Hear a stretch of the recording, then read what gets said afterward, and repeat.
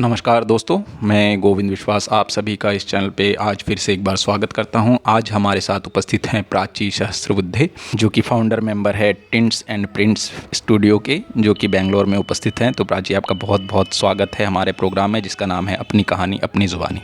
जी, हम जानना चाहते हैं आपका एकेडमिक, आपका बचपन, आपके इंस्पिरेशन कौन रहे हैं इस फील्ड के लिए। नमस्ते।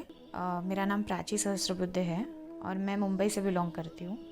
मैंने अपना graduation in painting sir J school of art Mumbai से किया है और post graduation in graphics print making कला भवन शांति निकेतन से कंप्लीट किया है। वैसे ड्राइंग एंड पेंटिंग में मुझे बचपन से ही दिलचस्पी रही है और हालांकि ज़्यादा स्ट्रगल नहीं था, क्योंकि मेरी फैमिली काफ़ी सपोर्टिव रही है मुझे इस फील्ड में अपना करियर करने देने में।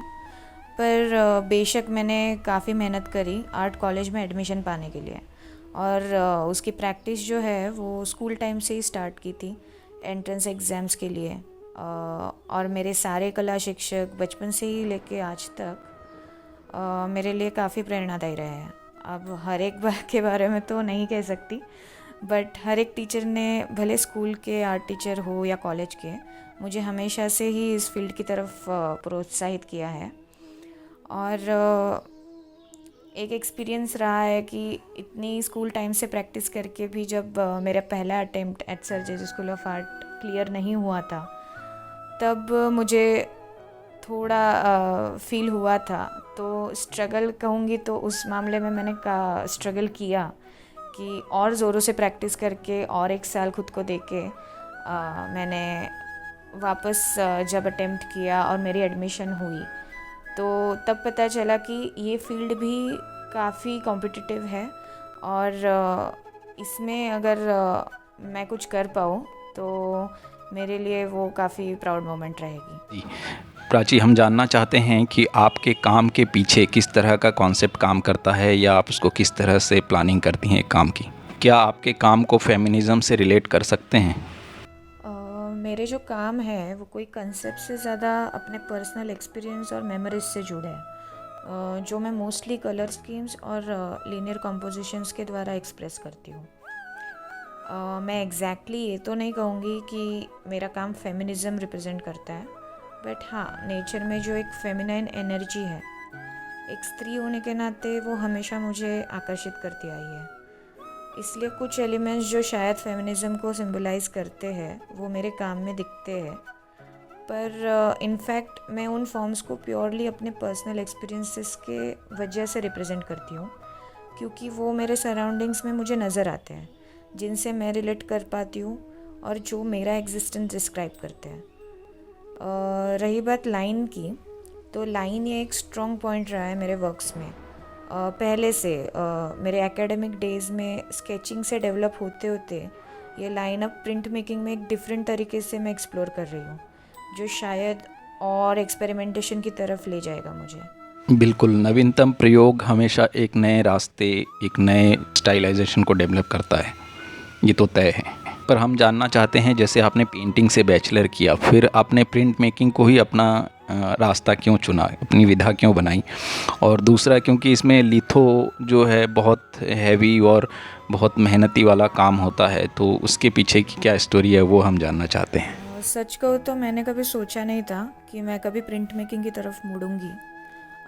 जैसे कि मैंने कहा, मेरा ग्रेजुएशन पेंटिंग में हुआ है और जब मुझे फर्स्ट ईयर में print making as a subject introduce किया गया था, मैंने सोच लिया था कि ये तो मैं नहीं करने वाली।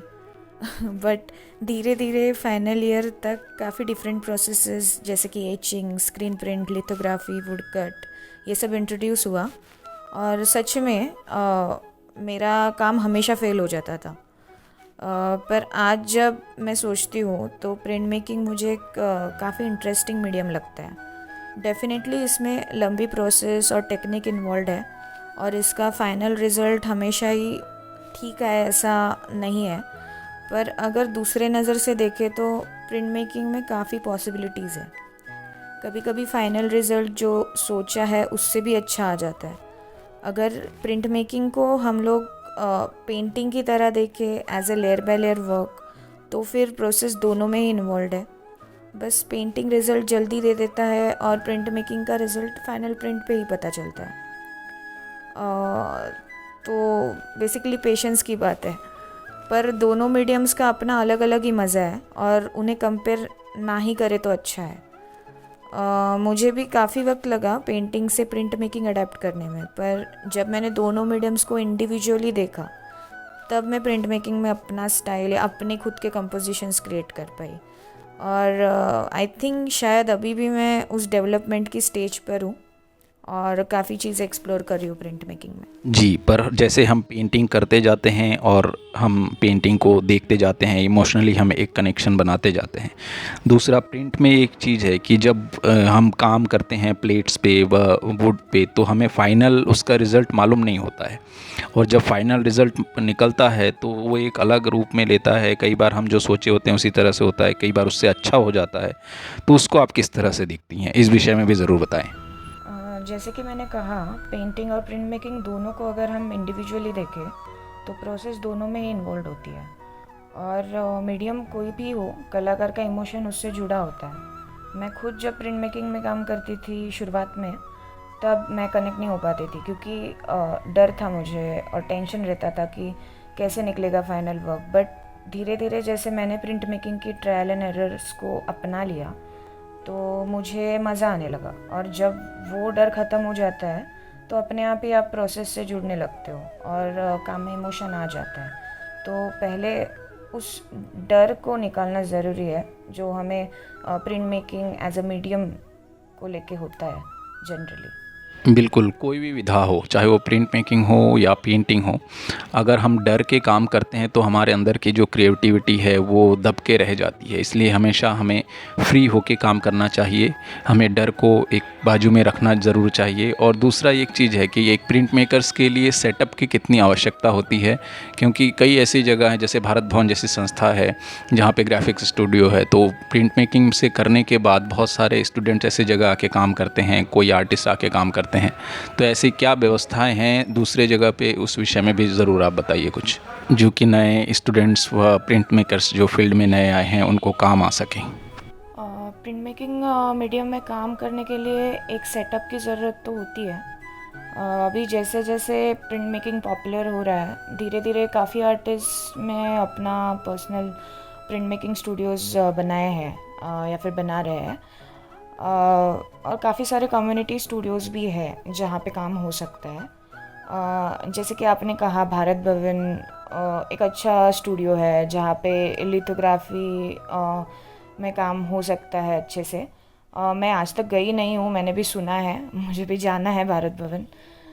उसके बाद बड़ौदा है, शांति निकेतन है, कुछ ऐसी यूनिवर्सिटीज़ है जहाँ पे प्रिंट मेकिंग स्टूडियोज़ अवेलेबल है। और आप काफ़ी कुछ सीख भी सकते हो उस माहौल में रह के। हाँ, थोड़ा शांति निकेतन जाने के लिए थोड़ा सा ट्रैवल करना पड़ेगा।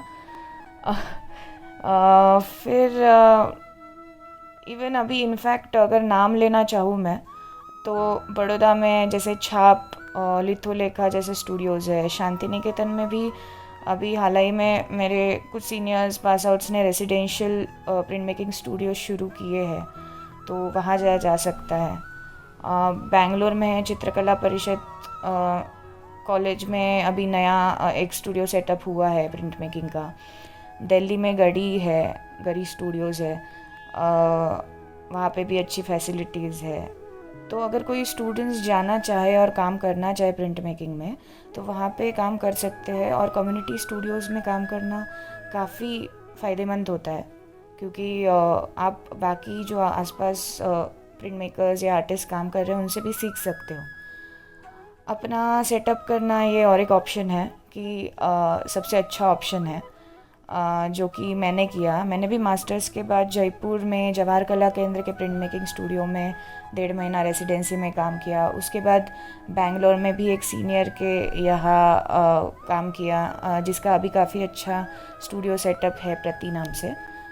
पर एक बात मुझे रियलाइज़ हुई कि अगर मुझे इस मीडियम में काम करना है तो मुझे प्रेस जैसी बेसिक चीज़ में तो इन्वेस्ट करना ही पड़ेगा, या फिर बेसिक स्टूडियो सेटअप करना पड़ेगा।